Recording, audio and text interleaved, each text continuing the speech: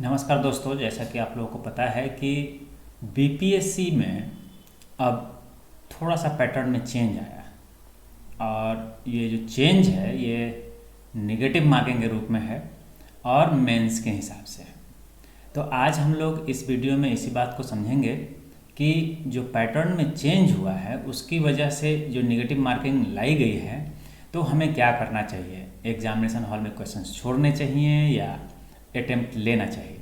इसको हम लोग तार्किक रूप से समझेंगे कि किस प्रकार से हमें एग्जामिनेशन हॉल में बिहेव करना चाहिए, क्वेश्चंस छोड़ने के लिए या क्वेश्चंस अटेम्प्ट करने के लिए। साथ ही हम लोग देखेंगे जो नोटिफिकेशन आया है बीपीएससी की तरफ से उसे भी, जिसमें हम लोगों को ये बात समझना आसान हो जाएगा कि अब हमारी स्ट्रेटजी किस प्रकार से होनी चाहिए, क्योंकि मेंस में भी बहुत बड़े बदलाव किए गए हैं। मेंस के जो बदलाव हैं वो अब ज़्यादातर लोगों के लिए बेहतर हो गए हैं। तो सबसे पहले हम लोग अब शुरुआत करते हैं।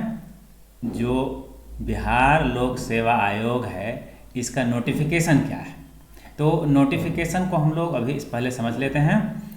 इसमें कहा गया है कि जो 68वीं संयुक्त परीक्षा जो होगी उसका जो विज्ञापन आया था उसके एक पॉइंट थे, उसमें ये कहा गया था कि निगेटिव मार्किंग की शुरुआत की जाएगी, उसकी चर्चा की गई है।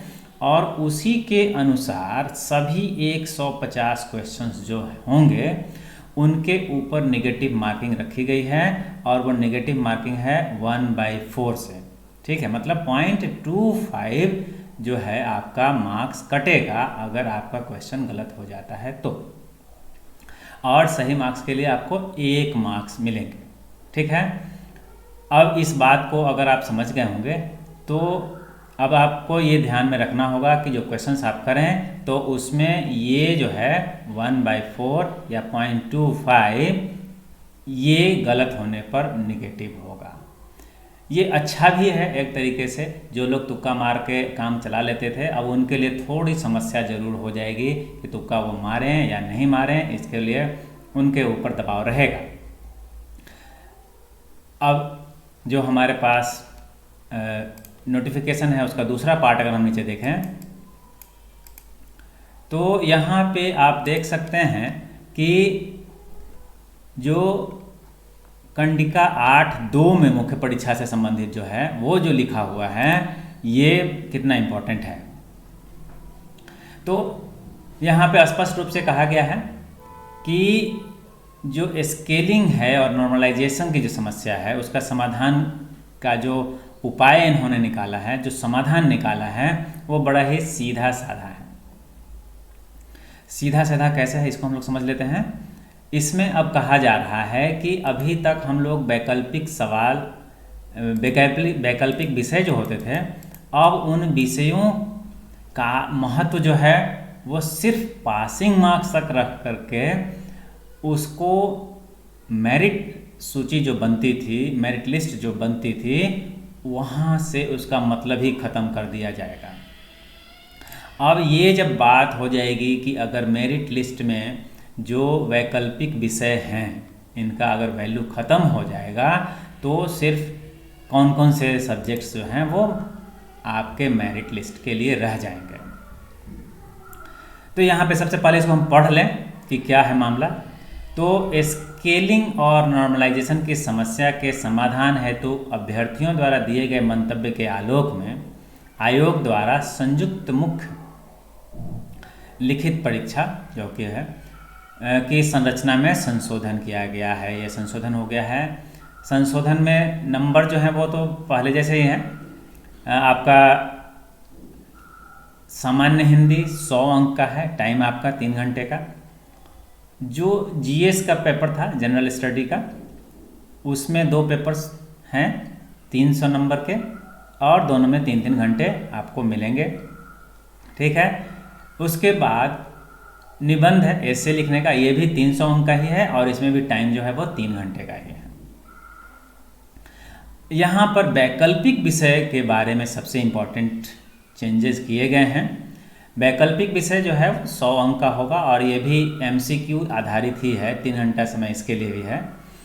लेकिन अब यहाँ पे चेंज क्या किया गया है, अगर आप ध्यान से इसको देखेंगे तो सामान्य हिंदी जो है, ये सामान्य हिंदी जो है, यहाँ पे आपको पासिंग मार्क्स लाना है 30% का, और इसका कोई वैल्यू नहीं होगा आपके मेरिट लिस्ट में। ये बात ध्यान रखेंगे, मेरिट लिस्ट में इसका कोई मतलब नहीं होगा।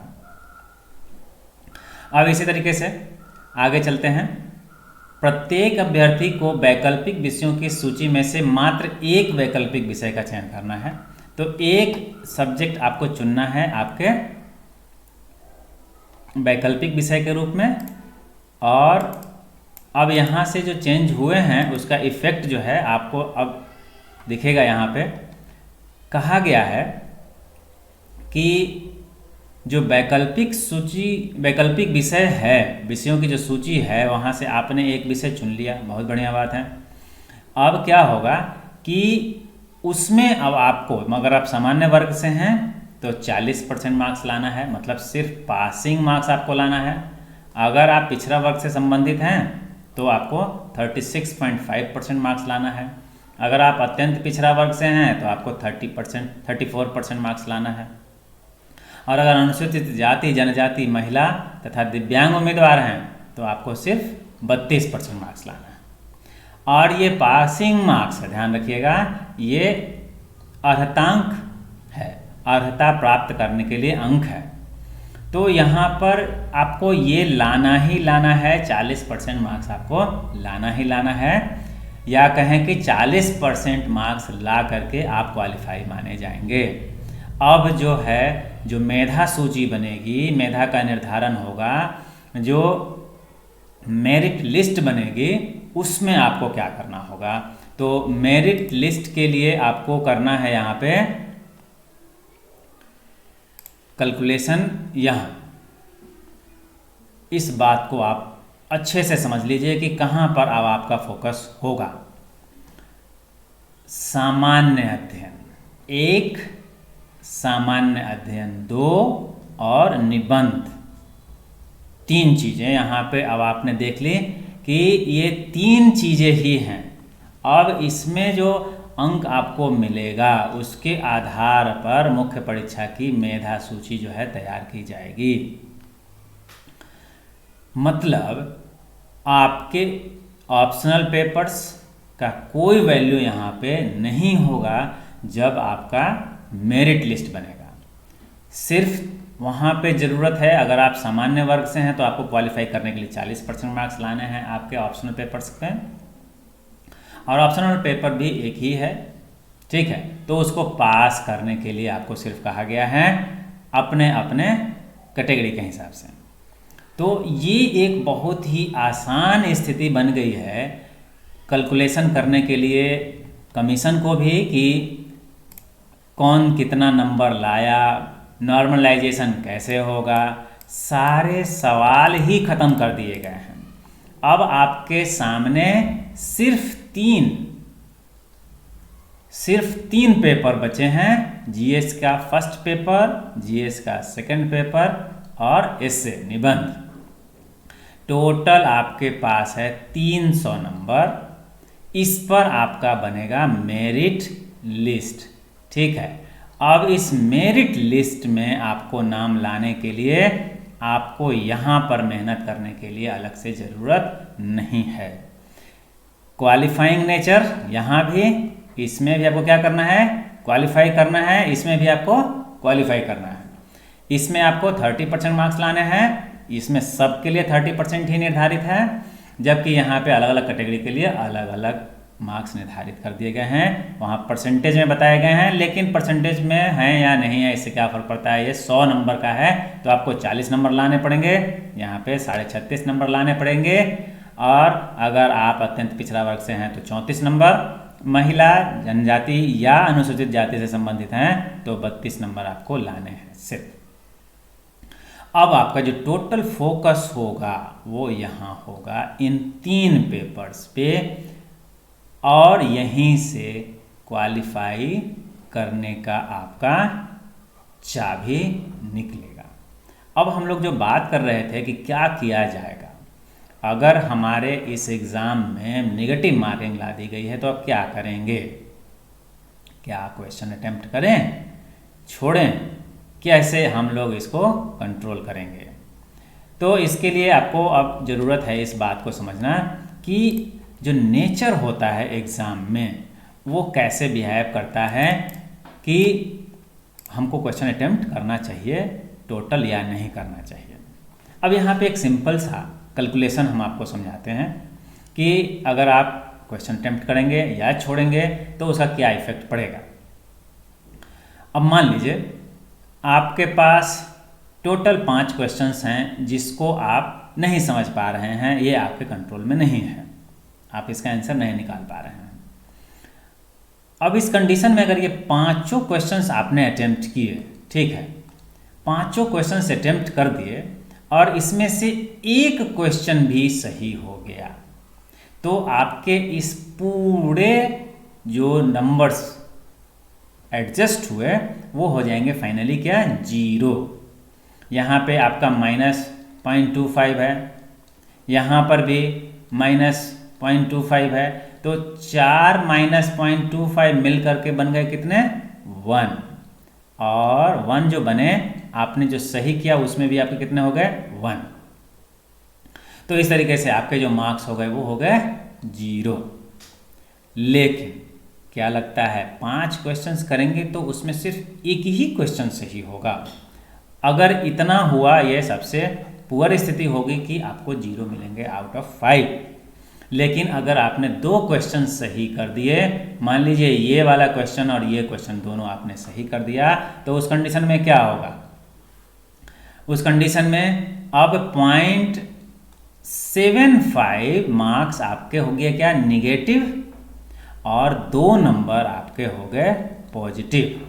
मतलब 1.25 मार्क्स आपको मिल जाएंगे एडिशनल, जो कि आपने तुक्के मारे हैं, ठीक है।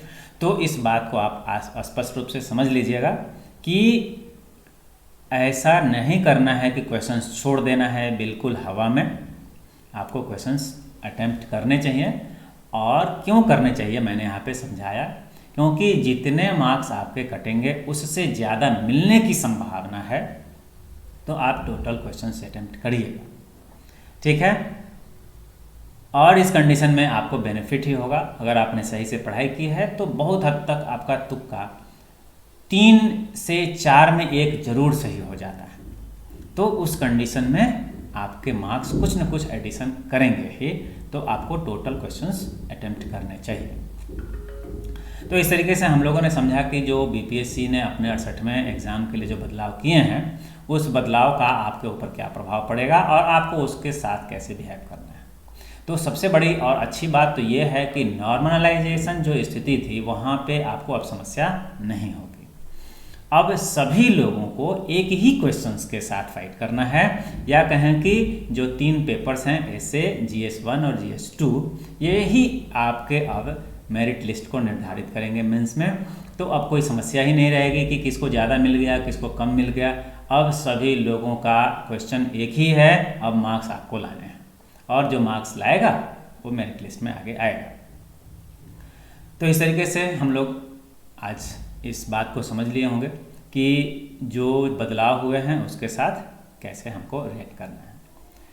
आगे आने वाले वीडियोस हमारे बीपीएससी से संबंधित रहेंगे और हम लोग इसकी चर्चा भी करते रहेंगे कि किस स्ट्रेटजी का इस्तेमाल करते हुए हमें जीएस की तैयारी करनी है, क्योंकि अब आपको ऑप्शनल में बहुत ज़्यादा फोकस करने की ज़रूरत नहीं है। ऑप्शनल अगर आपने थोड़ा बहुत ठीक ठाक ग्रेजुएशन में भी पढ़ लिया होगा तो आपकी स्थिति बेहतर होगी, क्योंकि मैक्सिमम मार्क्स तो 40% ही लाने की ज़रूरत है ना।